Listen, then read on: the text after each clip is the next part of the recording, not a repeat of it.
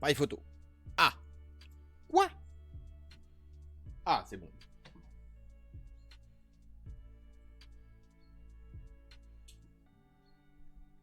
Bah oui, avec une lumière à l'arrache, ça va être bien, ça. Regardez-moi ça. Hop là, hop là.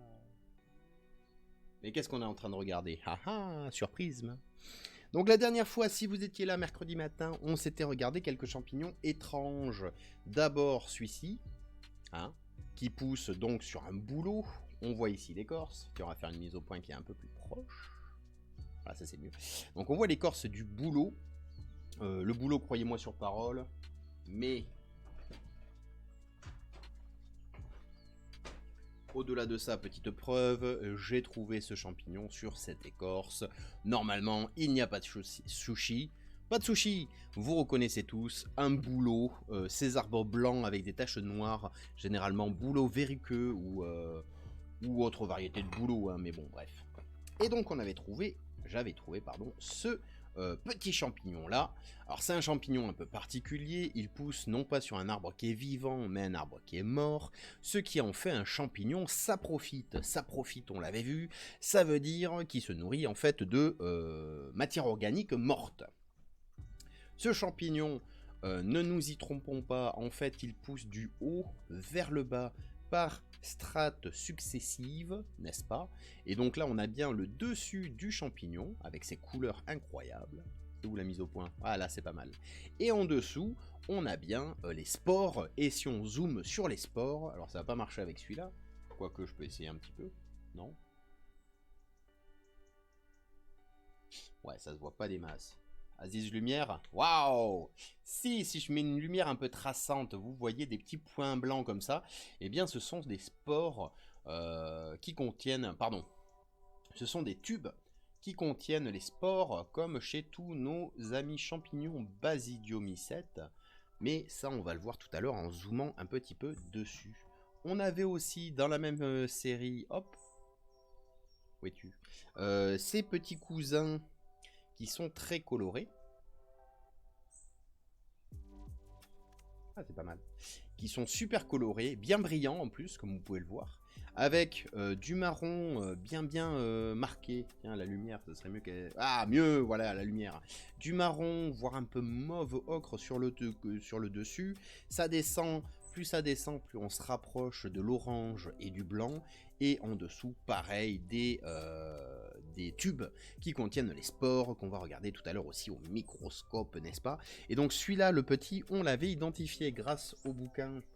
Il est où? Ah, il est tombé derrière. Grâce à notre bouquin fantastique qui s'appelle Le Guide des champignons France et Europe, on avait cherché dedans et on avait assez facilement trouvé... Évidemment, je mets 3 plombes à le retrouver, mais si, on avait assez facilement trouvé... Bah tiens, faites de la place. Poussez-vous. Poussez-vous vous aussi. Il est où le petit? Il est là. Voilà. Donc on l'avait... Mais ça ne se voit pas. On ne voit rien. Mais la table fait littéralement 3 mètres de long. Il n'y a toujours pas assez de place, quoi. Voilà. Regardez. Paf. On avait trouvé du coup cette image immédiatement qui correspond, mais alors absolument en termes de couleur et de forme générale à ce petit champignon qu'on a sous les yeux. Et si on fait la mise au point cette fois-ci sur le texte, voilà. Il s'appelle Fomitopsis piniacolada. Non, pas du tout. Fomitopsis pinicola. Mais si vous voulez l'appeler pina colada, c'est plus facile pour s'en souvenir. Voilà, c'est celui-ci. Du coup, c'était un polypore marginé. Ah oui, non, mais le câble qui danse devant la lumière, merci bien, quoi. Ah, vivement le sans-câble.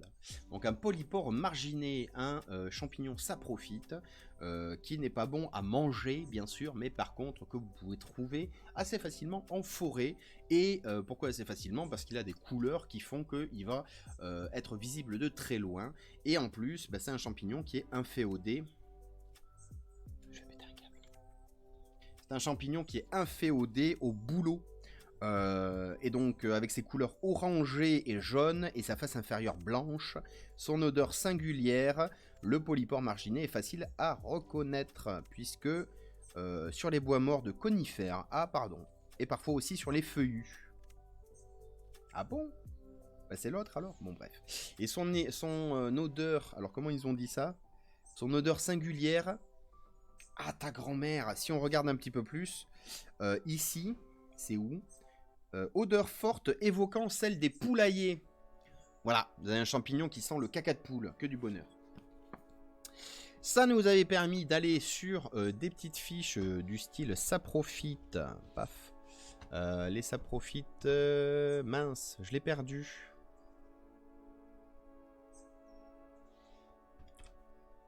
Mince, c'était où? Saprobionte, non, on s'en fout.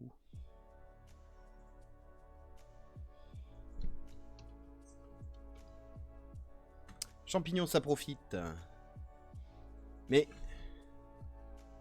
Secours. Le rôle des champignons, c'était ça. Paf. Voilà. Alors on va pouvoir repartir là-dessus. Hop. Actualité, vous êtes ici. Pof, je vous mets derrière. Ah, c'est là. Donc on en était là. Le rôle des champignons dans la forêt. La place des champignons parmi les êtres vivants. On avait vu que les champignons, c'est un petit peu un parent embêtant pour les scientifiques. On ne sait pas où les mettre. C'est pas des végétaux, c'est pas des animaux, c'est pas des cailloux. Du coup, c'est compliqué.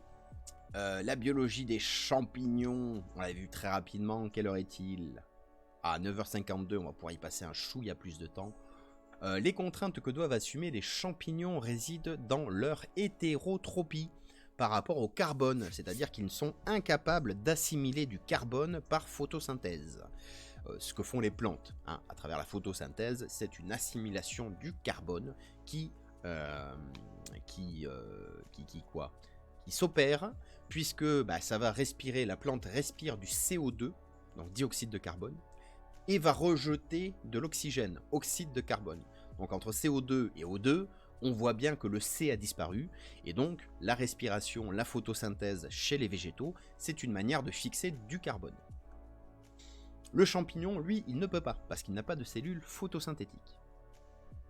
Et il n'est pas capable non plus d'ingérer des matières solides ou liquides comme les animaux. Donc il n'y a pas de système digestif qui lui permettrait de trouver une source de carbone à travers ce qu'il mange.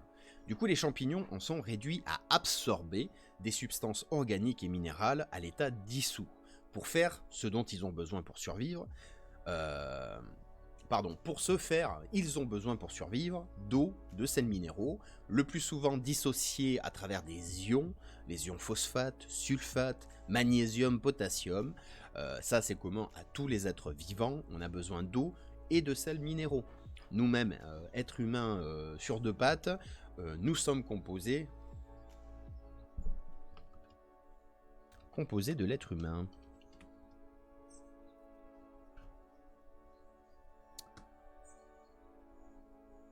Voilà, nous sommes composés d'oxygène, de carbone, d'hydrogène, d'azote, de calcium, de phosphore, de soufre, de potassium, de chlore, de sodium, de magnésium, de fer, de fluor, de zinc, de silicium, de zirconium, oh incroyable, de rubidium, de strontium, de brome, on dit pas bromium, de plomb, de niobium, de cuivre, d'aluminium, du cadmium, ah ça continue, du titane, de la tellure, de l'antimoine, de l'or, du nickel, du manganèse, du radium, du beryllium, de l'uranium, incroyable.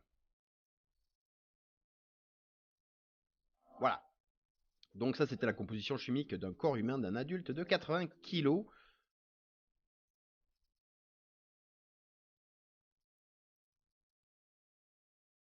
Quoi? Pour 80 kg, on a 52 kg d'oxygène? Et ensuite 14 kg de carbone? On est plus constitué d'oxygène que de carbone? Bon bref, en tout cas ce qui est intéressant c'est de voir que on est aussi composé de chlore, de sodium, de magnésium, bref, d'éléments minéraux qui sont aspirés, alors il n'y a pas besoin de manger du cuivre, mais qui sont absorbés à travers la nourriture, ou des compléments alimentaires on va dire.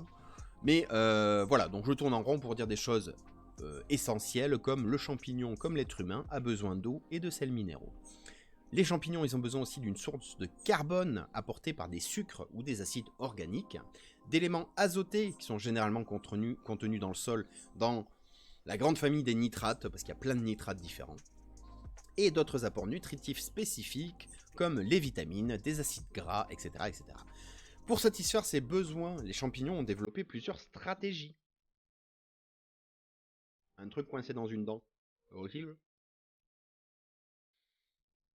Il y a des champignons qui vivent aux dépens de la matière organique. C'est ce qu'on appelle des champignons saprophytes. C'est ceux qui vont rentrer dans le processus de décomposition de la matière organique. Et c'est grâce à eux que, justement, tous les déchets d'exploitation dont on parlait tout à l'heure, par exemple. Tiens, j'ai oublié de changer le titre. Allons-y gaiement.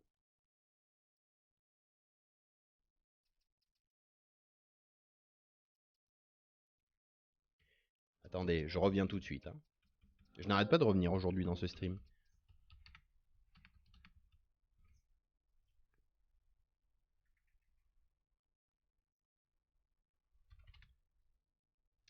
Mais c'est pas possible d'être aussi maladroit avec un clavier, ça prend 30 secondes de changer un titre et ça fait déjà 35 secondes que t'es dessus. Bref. Donc je disais... quoi? Ça y est, j'ai perdu le fil. Oui. Du coup, les déchets d'exploitation dont on parlait tout à l'heure, qui sont récupérés par l'industrie pour en faire des huiles essentielles, entre autres, eh bien les champignons, ce sont ces déchets d'exploitation qu'ils vont exploiter. En tout cas, c'est tout ce qui va tomber au sol, donc la litière, les feuilles, les petites branches, les écorces, qui vont composer le domaine de prédilection de nourriture, de nourrissage, ça ne veut rien dire, du champignon saprophyte, et de ce fait, il participe aussi au recyclage de la matière organique, donc la décomposition de la matière organique, donc des éléments compliqués, on va dire. La décomposition, ça permet d'en faire des éléments simples, et donc on va passer d'une matière organique à une matière minérale. Alors il n'y a pas que les champignons qui font ça, les champignons ça va être le stade de décomposition le plus gros, on va dire. Ça, les champignons ils sont capables de s'attaquer à des associations de molécules qui sont assez importantes, comme des sucres, comme des lignines, comme du carbone, quoi, le carbone associé. Et ensuite, il va y avoir des bactéries, il va y avoir d'autres phénomènes au niveau du sol qui vont venir décomposer de plus en plus finement les molécules qui composent la matière organique. Et de cette décomposition, il va y avoir ce qu'on va appeler une minéralisation. C'est-à-dire qu'on va passer d'une matière organique qui n'est pas assimilable par les plantes à de la matière minérale qui est assimilable par les plantes, comme les ions, les cations, etc. etc. Du coup, ça c'est les saprophytes, c'est ceux qui poussent sur la matière organique qui est déjà morte et qui vont, du coup, la décomposer. Il y a aussi le cas des champignons qui forment des relations bénéfiques avec d'autres êtres vivants, c'est ce qu'on appelle la symbiose. Le cas le plus remarquable dans le cadre de cet exposé, nous dit l'article, c'est les ectomycorhizes. Donc les mycorhizes, ces petits filaments blancs dans le sol qui constituent le corps du champignon, qui vont rentrer en collaboration, enfin en contact en tout cas, avec des racines d'autres végétaux. Ouais. Et qui vont commencer à faire des échanges chimiques de différentes molécules, voire d'ADN, parce que ça peut aller très très loin. Et donc cette symbiose, ça va être la fusion en fait de deux êtres vivants qui ne sont pas issus de la même espèce, mais qui vont pourtant s'apporter des bénéfices mutuels. La symbiose, c'est quand il y a collaboration entre deux êtres vivants, et que cette collaboration est bénéfique pour chacun des deux. D'un autre côté, et même j'aurais envie de dire à l'opposé, il y a ce qu'on appelle les champignons parasites. Du grec para à côté et zytos les aliments, oui les parasites ils sont fixés sur leurs aliments. Les hôtes des parasites, des champignons parasites sont le plus souvent des végétaux, évidemment, les arbres, les arbustes, les herbes, et parfois même d'autres champignons. On a oublié les mousses, mais j'espère que je dis pas de bêtises. Et donc les champignons parasites, à la différence de nos saprophytes, c'est ceux qui vont s'attaquer à du vivant. Donc sur un même arbre, vous pouvez avoir un champignon en symbiose au niveau racinaire, qui va apporter des choses bénéfiques à l'arbre et inversement, l'arbre va apporter du bénéfice au champignon. Vous pouvez avoir un parasite, un champignon parasite qui vient s'installer par exemple sur la partie aérienne de l'arbre, donc sur le tronc, sur l'écorce. Et ce parasite, lui, il va pomper les ressources de votre arbre. Donc il y a une relation positive pour le champignon, mais négative pour l'hôte. Et dans un second temps, vous pourrez avoir un champignon saprophyte qui va venir s'installer sur cet arbre le jour où il sera mort. voilà, que les parasites seront venus à bout, ou alors qu'il y aura eu une autre explication, mais en tout cas l'arbre est mort, et à ce moment-là, il y a un nouveau cycle de champignons saprophytes qui vont venir s'installer dessus. Donc c'est très important de regarder quels sont les champignons qui poussent sur vos arbres, quand c'est visible bien sûr. Donc là on voit les chapeaux des champignons, donc la partie reproductive c'est très facile à repérer. Mais il y a d'autres indices qui peuvent nous indiquer si un arbre est colonisé, alors principalement par des parasites. C'est là qu'on va voir des choses se développer autour de l'arbre ou à l'intérieur de l'arbre. Alors quand je dis des choses, c'est pas le champignon lui-même, mais par exemple quand vous avez un massif forestier qui est touché par un champignon parasite qu'on appelle le fomes, et bien en fait quand on coupe des arbres, on va se rendre compte qu'ils ont l'intérieur de la souche qui est complètement décomposé. C'est de la bouillie. Quand il en reste quelque chose, parce que parfois c'est juste vide, mais au tout début du processus, vous pouvez appuyer au centre d'un arbre qui a le fomes, et votre doigt rentre dans du bois comme si c'était du beurre. Donc là, on peut avoir cette preuve indirecte, d'une certaine manière, de la présence du champignon à travers la souffrance, par exemple, ou les signes de dépérissement observés sur un peuplement ou sur certains arbres. Les signes de dépérissement, ça peut être des aiguilles qui tombent, des branches qui manquent de feuilles ou d'aiguilles, des écorces qui suintent, parce que très souvent les champignons parasites, ils vont développer en fait une espèce de pourriture qui va suinter à travers l'écorce des arbres. Je pense à l'encre. Est-ce que l'encre c'est un champignon? Tiens, l'encre du châtaignier. J'ai un doute. Il me semble. Hein. Hop. Hop.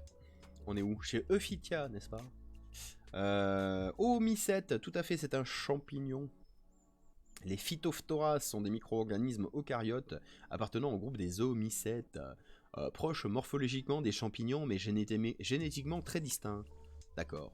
Donc comme on l'a vu, il y a les basidiomycètes, c'est tous nos champignons qui comportent des lames, d'une certaine manière, ou des tubes. En tout cas, une structure au fond de laquelle il y a des basides qui ont donné leur nom aux basidiomycètes, et ces basides vont faire des spores. Voilà. Ensuite, je suis pas très doué champignon, hein, je suis plutôt botaniste. Et de l'autre côté, on a les zoomycètes, et j'ai pas été voir qu'est-ce à dire que ceci, leur caractéristique. Appareil végétatif, appareil reproducteur. La multiplication asexuée est dominante, blablabla. Bla bla bla.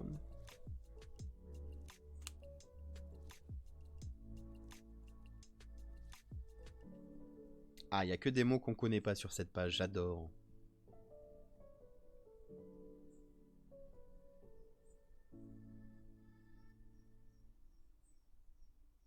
Je creuserai la question, mais à première vue, j'ai l'impression que les basidiomycètes, c'est ceux qui vont faire des spores lors de leur reproduction. Et là, ce que j'ai lu en diagonale, ça me laisse pas entendre qu'il y a des spores qui sont émises. La multiplication sexuée se fait directement sans participation de zoospores. Voilà, je fouillerai la question. Bref, tout ça pour revenir au rôle des champignons. Donc cette distinction n'est pas absolue, nous verrons dans les chapitres suivants l'existence de chevauchements. Ainsi, l'amadouvier Fomes fomentorius et l'armillaire couleur de miel, Armillaria melea, peuvent vivre en parasite ou en saprophyte, voire les deux, c'est-à-dire d'abord parasite et ensuite saprophyte. Et du coup, ça nous amène à ces champignons qui font les deux. Donc l'armillaire couleur de miel, on n'avait pas vu ça l'autre jour, nous on avait vu l'armillaire d'Ostoya. Je vous invite à aller voir la rediff si vous n'étiez pas là. En plus maintenant je l'ai mise sur YouTube, c'est incroyable. Donc l'armillaire d'Ostoya, et je disais c'est incroyable. Ah oui mais c'était Philippe Gazon tout à l'heure. Bon bref. Donc nous on avait vu l'armillaire d'Ostoya, ce petit champignon qui en était à ce stade là, que j'avais trouvé par terre, donc je me suis dit tiens c'est un champignon mais qui n'est pas parasite ou ça profite, puis en fait non, il devait y avoir des résidus, il devait y avoir de la litière, dans la litière certaines branches que je n'avais pas vues, donc j'ai eu l'impression qu'il poussait au sol, mais en fait il était bien en train de pousser sur du bois. Donc ce petit champignon, c'est tout ? Ouais. Ce petit champignon, très joli, assez facile à identifier une fois qu'on le connaît, c'est très facile à dire ça, qui nous a mené vers un autre champignon, il est où donc l'amadouvier, le Fomes fomentarius, n'est-ce pas? Et l'amadouvier, quoi de mieux pour nous le présenter que d'aller voir les chemins de la nature. Oh, allez, on va couper la musique. Paf. Et on va aller se voir l'Amadouvier allume-feu. Ah, ils ont fait une petite vidéo. Ça fait longtemps qu'on n'est pas allé chez Christophe de Audi, n'est-ce pas, nos amis des chemins de la nature. On est encore dans le groupe des polypores. Donc un champignon qui pousse sur bois. Oui. Celui-là, c'est un des plus connus, hein, on l'appelle l'amadouvier. C'est vrai. Il est assez facile à reconnaître parce qu'il va être un peu comme un casque. Attendez, bombé. je disparais. Il est très dur. Bah, je disparais pas. Et fait partie des champignons, pas comestibles, ça c'est sûr, mais qu'on utilise notamment pour faire du feu. Ça garde l'étincelle. Vous savez, quand on fait du feu à l'ancienne, là, on récupère des espèces de petites braises et dans la chair de l'amadouvier, cette petite braise enflamme cette chair, on va dire, cette chair sèche, et ça reste, ça s'éteint pas en fait. Donc c'est un moyen de garder le feu.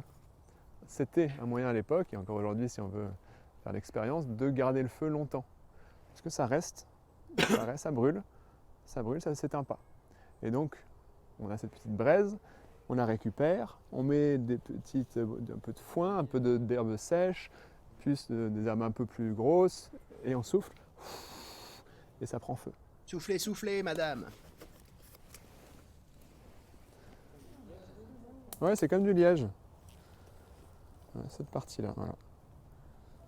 Je sais pas à quoi le comparer. Avec quoi le comparer. Si, les allumes-feu. En fait, c'est de la fibre tellement dense. Et oui, les allumes-feu. Je sais pas si vous avez déjà vu ça, ils vendent des allumes-feu, on le brûle et on le met dans le feu et ça attise.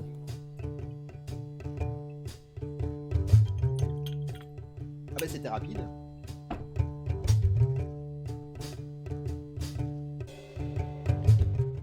Bon. C'est un câble? Non. Alors du coup, qu'est-ce qu'ils nous disent sur l'amadouvier? Oui, c'est calme. Paf. Ouais, c'était très fort, toutes mes confuses. Qu'est-ce qu'il nous dit sur l'amadouvier de son nom latin Fomes fomentarius?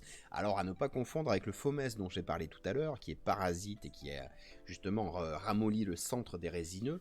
On fera un épisode spécial là-dessus, mais en gros, on a l'amadouvier non français dont le nom latin est Fomes fomentarius.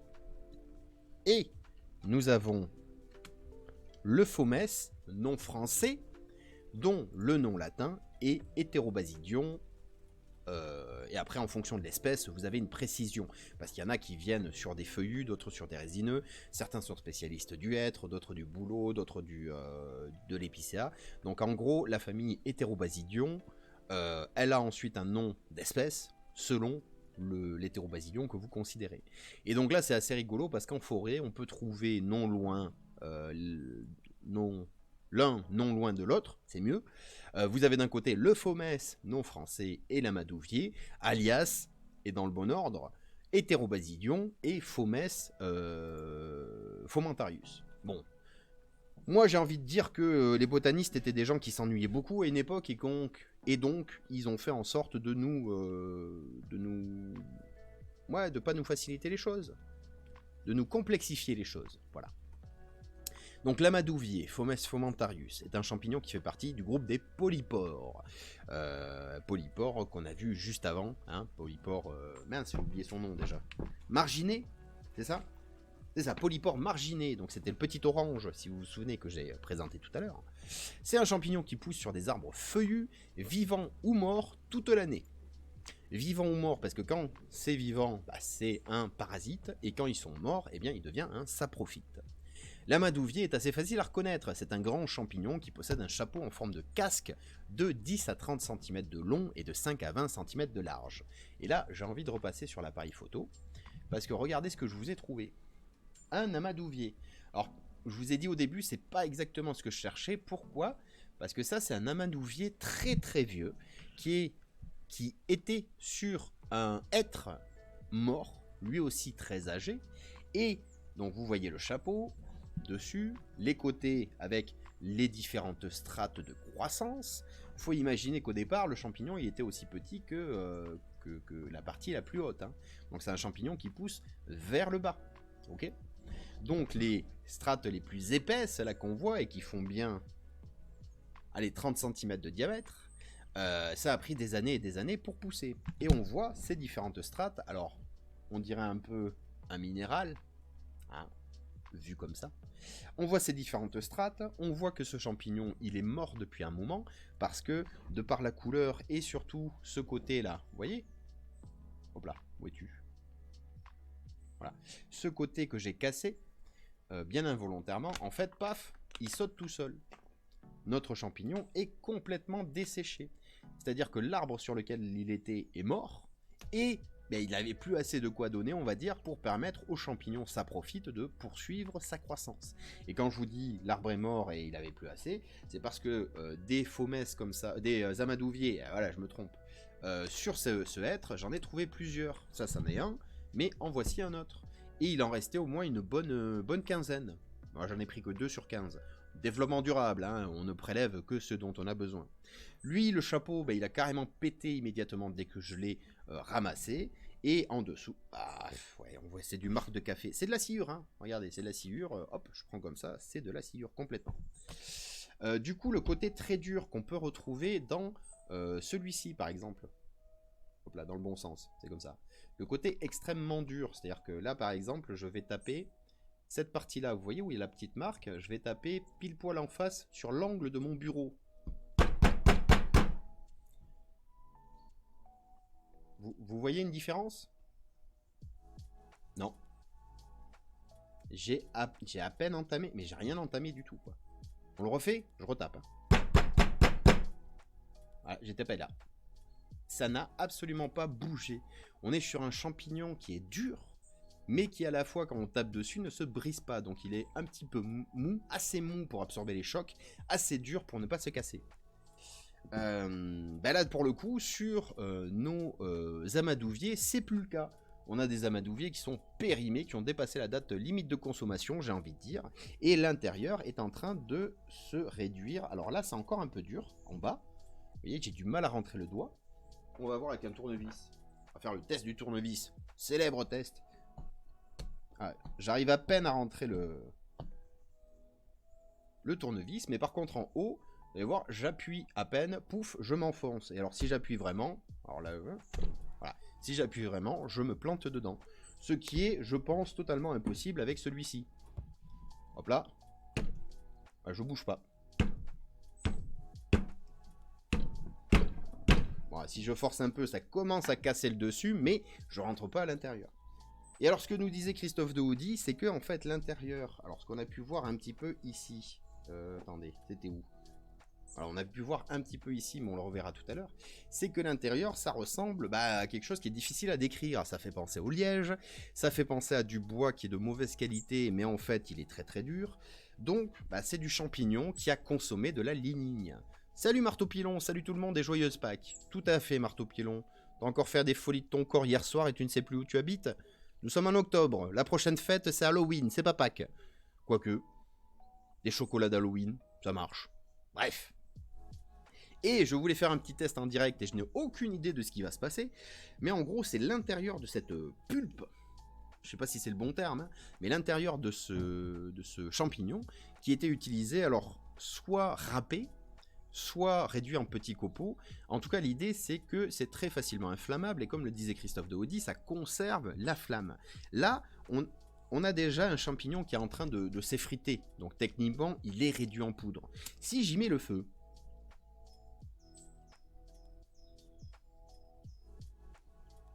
je sais pas si ça se voit. Si, ça se voit un peu. Donc ça fume. Mais surtout, vous voyez... Ah mince, c'est le décalage horaire. Bah oui, Marteau Pilon. Vous voyez que ça continue de brûler. Alors, est-ce que... Ah oui, je suis au zoom maximum. Mais voilà, une petite flamme va rester... Ah mais ça reste un moment incroyable. Donc une petite flamme va rester. Et cette poudre d'amadouvier, vu qu'elle est composée de lignine... majoritairement, me semble-t-il, j'espère ne pas dire de bêtises, la lignine qui est le constituant majoritaire du bois qui lui permet de s'élever, eh bien, ça va faire un bon combustible. Est-ce que ça marche quand on fait ça? Ah, sur l'écorce extérieure, c'est moins probant. Par contre, bah, vous voyez que ma petite braise, elle est encore là.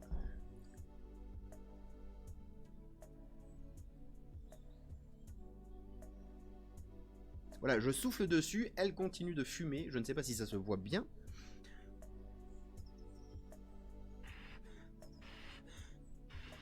Mais du coup, je peux foutre le feu à la grange sans problème avec un amadouvier. Et pour ça, j'ai pas eu besoin d'avoir énormément de feu. C'est-à-dire que j'ai, hop, l'équivalent d'une allumette. Donc on va dire que ça brûle quelques secondes. Voilà. Et une fois que c'est fait, je peux souffler dessus pour entretenir le machin. Donc là, c'est le machin réduit en poudre et j'allume comme ça. Mais vous imaginez que si on râpe bien ce champignon, qu'on en fait un petit tas bien comme il faut, qu'on y met le feu de la bonne manière, qu'ensuite on met des petites herbes par-dessus, eh bien on va arriver assez facilement à avoir, à allumer son feu, même dans des conditions qui sont parfois difficiles d'humidité. Ça, comme disait Christophe de Houdy, c'est l'équivalent... Ah tiens, ça continue de brûler, hein, je sais pas si vous voyez, c'est là. Ça, c'est l'équivalent d'un allume-feu, donc quelque chose auprès duquel on va apporter une flamme qui va s'enflammer et qui va durer plus longtemps que si on avait gardé la flamme allumée en permanence et qui va consommer moins de ressources. Ça continue de cramer, hein. Même le premier là, le tout premier ici. Ah, du coup, il faut que je fasse gaffe si je le pose dans un coin et que ça foute pas le feu pour de vrai. On va le balancer dehors. Bon, qu'importe. Donc ça, c'est l'avantage de l'amadouvier. Ça sent quelque chose quand même. Et la poussière partout maintenant. Est-ce qu'on arrive à en casser un morceau? À regarder. Ah, je suis trop fort. Ah bah voilà, j'avais foutu partout. Allez, elle est costaud cette fumée là. Bref, je vais le garder sur le bureau le temps qu'il fume un petit peu. Hein, voilà. On va passer en mode observation. Quelle heure est-il? 10h18. Parfait. Celui-ci, on va le mettre ailleurs.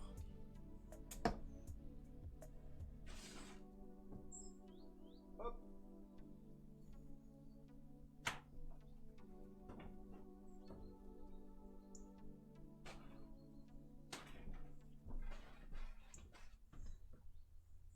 Nettoyons. Oh là, il y en a partout. Oh là là, ce scandale. Nettoyons un petit peu le plan de travail. Oh là là, oh là là là là. Ah, la pauvre souris. Alors je disais, nettoyons le plan de travail et ensuite faisons une petite observation à la loupe binoculaire. Ça continue de fumer, c'est horrible. C'est pire que de l'encens. Regardez. Ça marche encore. Toute petite flamme, ça maintient une braise. Et à partir de là, bah, c'est à vous de développer vos dons pour allumer un feu. Oh, ce scandale. Ah non, mais plus jamais les amadouviers, ça en fout partout. Oh, trop obligé de passer l'aspirateur. Alors on va se quitter un petit peu sur cette vue parce que je vais passer l'appareil photo en vue loupe binoculaire, mais pour ça il faut un peu de manipulation. Hop, bonjour. Toi tu dégages.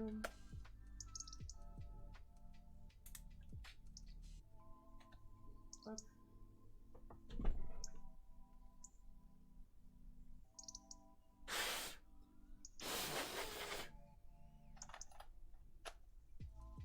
Clac. Aïe. On rallume.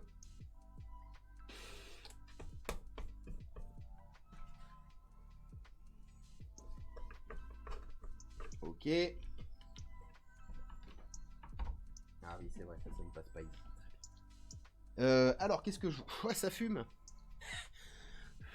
Je confirme, ça fume.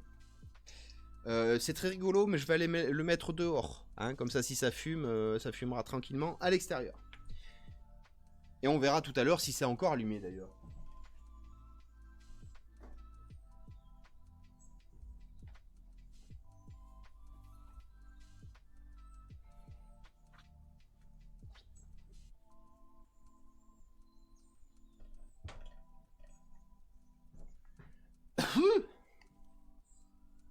Bon, du coup, observation, tac, tac, tac, appareil photo, qu'est-ce qu'il voit? Très bien, c'est là? Ouais, c'est là. Que voulais-je regarder rapidement? Est-ce qu'on l'avait vu hier? Je ne m'en souviens pas. Je voulais voir les sports. Enfin, les sports. Ça, vous voyez? Mais par contre, pour voir ça bien, il faudrait le découper.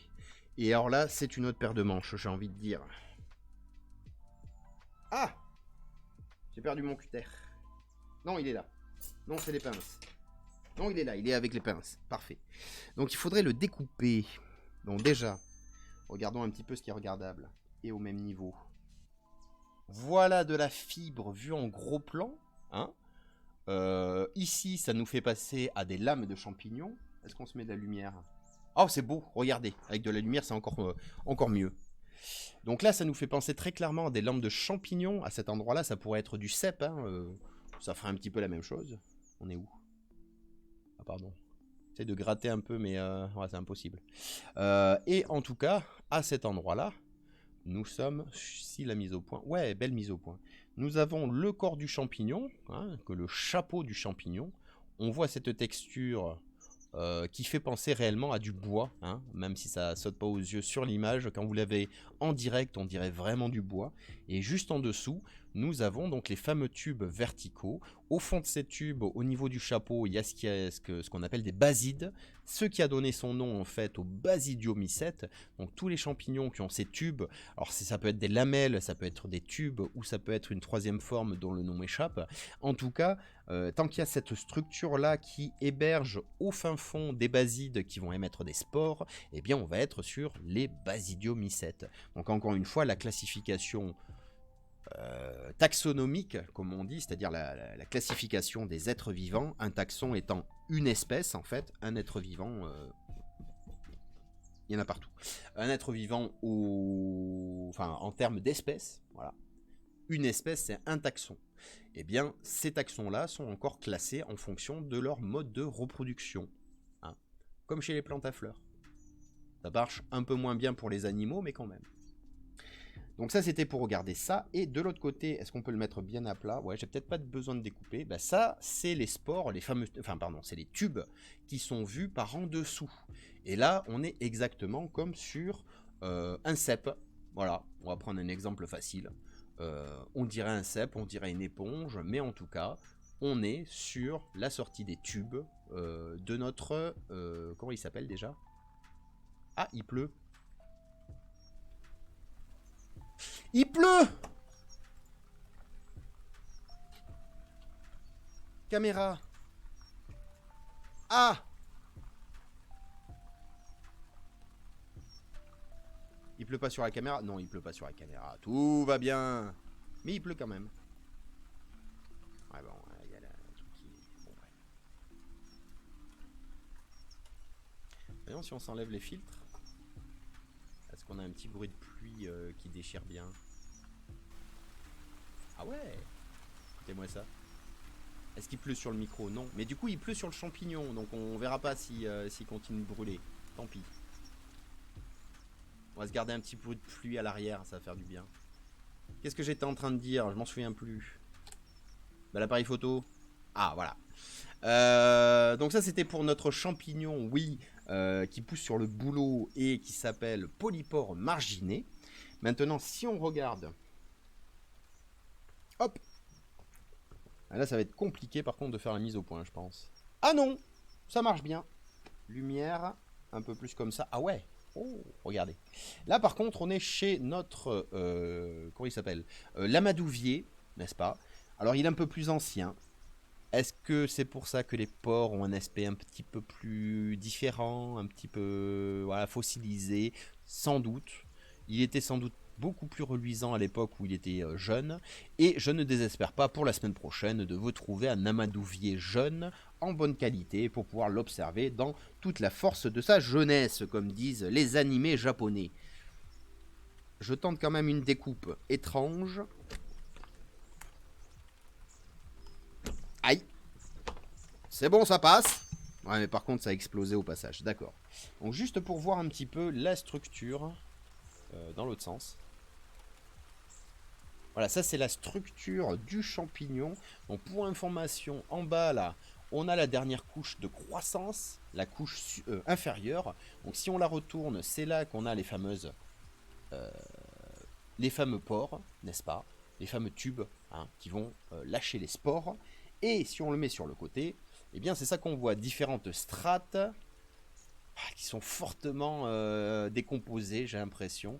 Mais là, on est au cœur du champignon. C'est-à-dire que dans ce sens, prenons une pince, voilà. Dans ce sens-là, vous voyez, c'est l'horizontalité du chapeau du champignon. Donc on a des strates du haut vers le bas, du plus ancien au plus jeune. Et ça serait bien difficile, si je vous montrais que ça, de faire la différence entre du bois qui aurait été malmené par différentes attaques d'insectes ou de bactéries ou je ne sais quoi, et le champignon qu'on est réellement en train de voir. Autant, et je reviens encore sur notre ancien champignon, hein, le polypore marginé. Quand on est là, d'accord, on a du mal à savoir, on se dit qu'est-ce que c'est que ça? Ça ressemble même à un popcorn, mais il y a un moment, on va arriver sur le côté et on retrouve des structures, donc les fameux tubes, qui vont nous rappeler que y a de grandes chances que ça soit pas du bois qu'on est en train de voir, mais plutôt un champignon. Alors que là, hein, chez le vieux amadouvier, mais alors c'est totalement impossible, rien qu'à l'œil, hein, de voir une structure qui rappelle le champignon. Même cette bordure inférieure... Attendez, je sens de la fumée.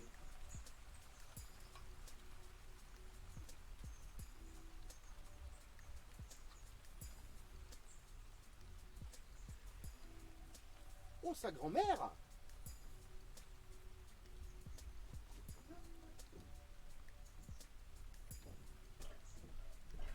Oui, je confirme, l'amadouvier, il pleut dessus, il est encore en train de brûler. C'est incroyable. Et pourquoi j'ai dit sa grand-mère? Parce que quand je l'ai pris, j'ai soufflé dessus en me disant ça y est, c'est bon, il est éteint. Et en fait, non, il y a plein de petites braises qui se sont envolées, qui sont arrivées sur mon bras. Eh bien, ça brûle. Voilà, c'est tout ce que j'ai à dire. L'amadouvier, ça brûle. Quelle heure est-il que je... Non, c'est bon, ça va encore. Juste pour finir, je sais que ça fait 15 fois que je le dis. Ça va être horrible, je vais en foutre partout. Si, sur cette partie-là, on le voit un peu. Autant pour moi. Regardez. Hop. Donc là, on est toujours sur la partie bois. Hop. Toi, je vais te décaler sur le côté, ça sera beaucoup mieux. Ah oui, c'est beaucoup mieux. On est toujours sur la partie bois, entre guillemets, du champignon.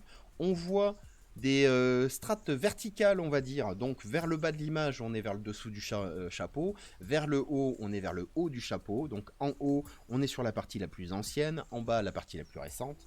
Eh bien, on voit ces espèces de trous, ces espèces de structures qui font passer à des fibres de cellulose. Je sais pas pourquoi, comme ça j'y pense. Avec une orientation un peu du haut vers le bas. Et si on descend, mais vraiment si on descend, là, pardon, on commence à voir des structures qui nous rappellent le champignon, mais c'est vraiment sur une frange qui fait moins d'1 centimètre. Et alors en dessous, bien, on a nos pores, bien sûr. Pardon, ça c'est mon doigt. Voilà, donc là on a la vision 3/4, on va dire, à la fois de la sortie des tubes et des tubes à l'intérieur du champignon, sachant que ces tubes sont relativement peu profonds. Voilà, ça doit faire quoi? Même pas un...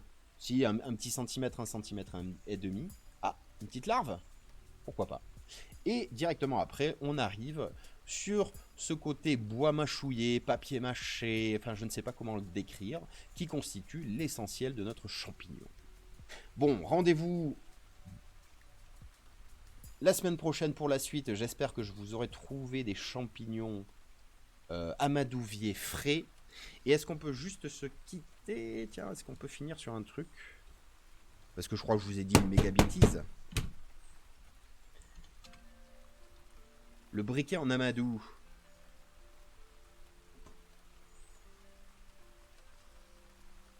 Il est doté d'une longue mèche en amadou, originaire de l'amadouvier, un champignon parasite des arbres. Donc c'était bien ça.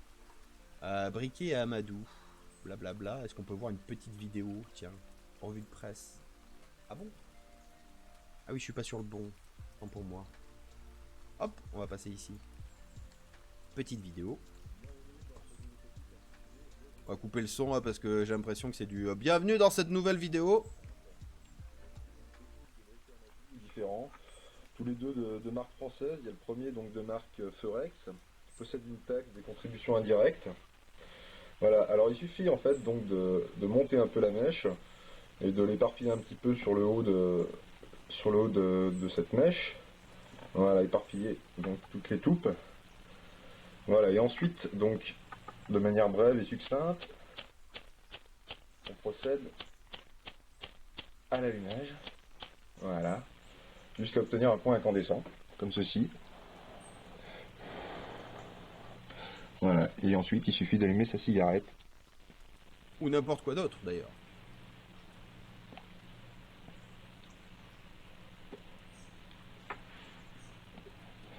Comme cela. Voilà. On peut le faire aussi avec l'autre. Belle démonstration de briquet à Amadou. Voilà, donc le On n'a pas vu Millefeu souvent. de marque Millefeu. Par contre, au revoir la discrétion, quoi. Hein.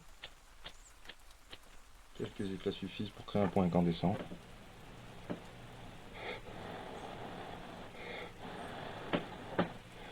Incroyable. Le briquet à Mamadou. Voilà, bon, ça fonctionne. Pour ceux qui n'avaient jamais vu un briquet à Madou, je suis pas sûr d'avoir choisi la vidéo la plus guide des briquets. Non mais merci. Hop là. Est-ce qu'on a une autre petite vidéo?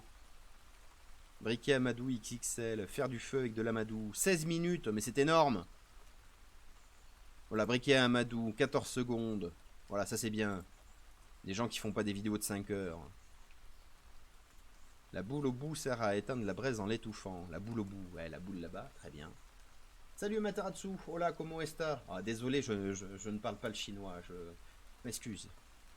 Ah mais y a pas de vidéo. Si. Voyons ça. Oh, c'est la même technique. Tu fais de l'étincelle, tu souffles sur la mèche, ça s'éteint pas, t'allumes ce que tu veux avec. Mais ça va très bien Mataratsu, et toi, comment ça va bien? On en était à l'Amadouvier, on a regardé des champignons pleins de sueur et de poussière. J'en ai allumé un qui est actuellement sous la pluie en train de continuer à brûler en fait. Et là on était en train de regarder les briquets à Amadou. Mais on va s'arrêter là pour la partie observation parce qu'il est déjà 10h30. La journée passe à une vitesse. Ah oui, tu fais une petite coupure. Eh ben bonne pause Amaterasu. Tu arrives pile poil quand on va repartir sur Kingdom Come Deliverance. Mais avant... Ah. Oh, qui es-tu? D'où viens-tu? Formidable robot. Non, formidable insecte. Un petit insecte. Mince, j'ai perdu mes plaques. Pas les plaques. Ah non, pas de blague. Où sont les plaques? Non mais sérieux. Qu'est-ce qui s'est passé avec le micro? Ah ouais. Où sont les plaques? Où sont les plaques? Non mais sérieux, qu'est-ce que t'as fait? Mais...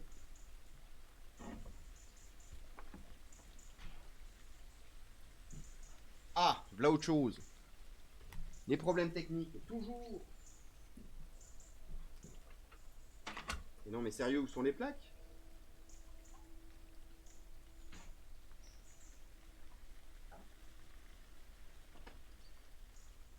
Bon, alors on va essayer de faire 100.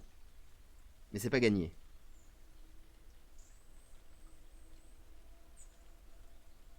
Qu'est-ce que je veux faire sans? Vous allez voir ça tout de suite. Hop. Il est où?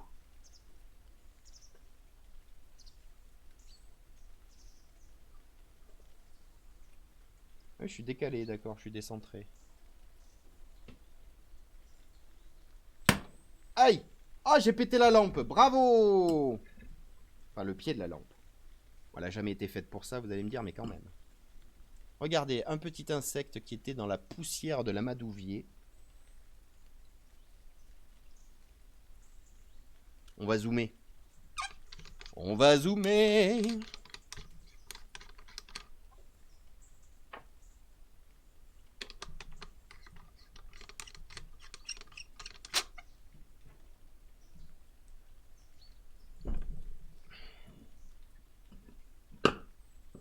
T'en fais pas, loulou, ça va bien se passer.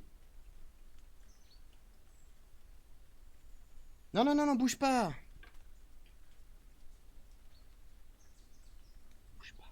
N'aie pas peur. N'aie pas peur, loulou. Rentre tes machins, tu vas voir, ça va être beau. Regardez. Pourquoi il y a du reflet? Non, mais me dis pas que c'est encore ça qui reflète, là, j'en ai marre. Comment ça peut refléter à l'intérieur?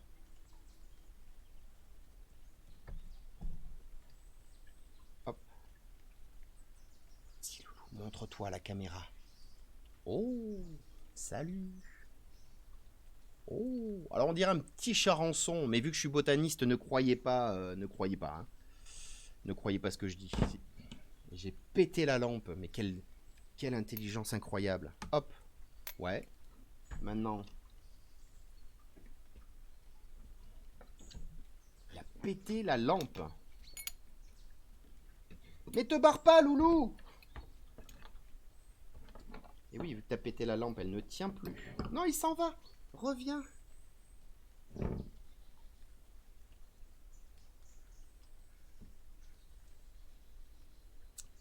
Ah, les insectes. Mais qu'est-ce que je préfère les plantes? C'est vachement mieux quand même.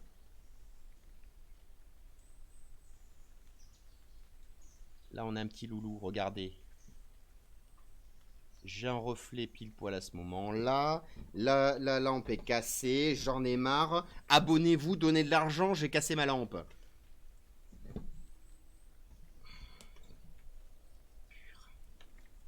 Ah, il est sur le dos. Il ne peut plus bouger. Regardez. Il en peut plus. Alors là, on a un insecte qui, du coup, vit. Merci, monseigneur. Mais te laisse pas influencer par les influenceurs. Mais merci, monseigneur, quand même. Et si j'enlève ça? Non, c'est nul. Putain. Ça y est, je vais devenir vulgaire, là. Là, quand le matériel est en pleine rébellion et que ça me facilite pas la tâche, et qu'en plus, je suis obligé de voir un insecte qui s'agite...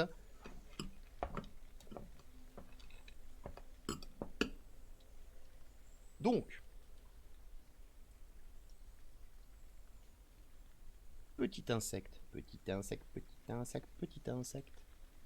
Du coup, où sont mes plaques? C'est ça qui est essentiel, parce que comme ça, je peux prendre l'insecte, le mettre sur une plaque de verre, et au lieu de le pousser avec une pincette, je le pousse simplement en utilisant la plaque. Mais je les ai perdus. Arrêtez, Amaterasu, voyons. 101 tournées à la nature, mais vous êtes malade. Tant que c'est un bit, ça va. Mais calmez-vous, calmez-vous. Ah, tout ça parce que vous aimez voir les insectes se faire torturer. Vous êtes des gens méchants, c'est tout ce que j'ai à dire. Alors, et si je te retourne, loulou, tu fais quoi? Allez, accroche-toi. Accroche-toi par pitié. Ah non, c'est pas une... Voilà, c'est bon. Hop. Ah mais je sais... Au secours, je sais pourquoi c'est poucrave. Oh non, mais là je vais péter un câble parce que je n'ai pas... Voilà. Non mais... Non, t'en vends pas, loulou! Non, pas là... Surtout pas là-dedans. Surtout pas là-dedans. Mais sérieusement, comment font les insectologues, hein? Voilà. Voilà. Et... Pendant ce temps, hop, je retourne ça et vous allez voir qu'il va y avoir beaucoup moins... Non, non, t'en vas pas, loulou. T'en vas pas, regardez.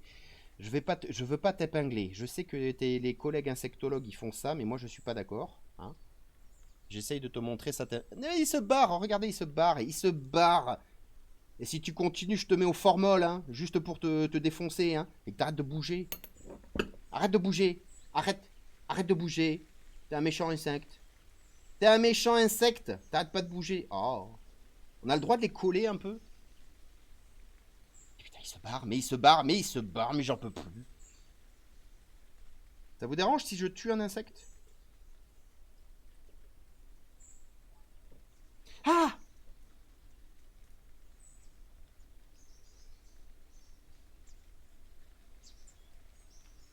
Hop là. Je te mets sur le dos. On verra bien. Déjà, le temps de régler l'image. Me dis pas qu'il se barre aussi sur le dos. Non, regardez. Là, sur le dos, c'est bien. Oh! Le petit insecte. Vu comme ça, c'est pas mal.